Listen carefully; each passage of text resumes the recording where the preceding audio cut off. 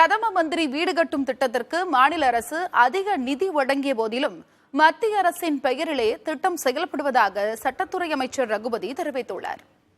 நாகை மருத்துவக் கல்லூரி மருத்துவமனை கலையரங்கில் கலைஞர் நூற்றாண்டு விழாவை முன்னிட்டு விலையில்லா வீட்டுமனை பட்டா மற்றும் சுனாமியால் பாதிக்கப்பட்ட மீனவர் குடியிருப்புக்கான வீட்டுமனை பட்டா வழங்கும் நிகழ்ச்சி சட்டத்துறை அமைச்சர் ரகுபதி தலைமையில் நடைபெற்றது. விழாவில் 957 பயனாளிகளுக்கு இலவச வீட்டுமனை பட்டாவும் 5,04,44,000 ரூபாய் மதிப்பில் 1081 பயனாளிகளுக்கு நலத்திட்ட உதவிகளை அமைச்சர் வழங்கினார்.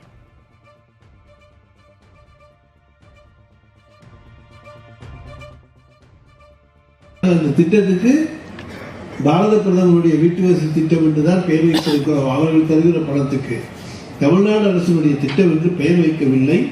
எனவே மத்திய அரசினுடைய திட்டங்களுக்கெல்லாம் பெயரை மாற்றி வைத்துக் கொள்கிறார்கள் என்று சொல்கின்றவர்களுக்கு உதாரணமாக இதை நான் சொல்ல கடமைப்பட்டிருக்கின்றேன்.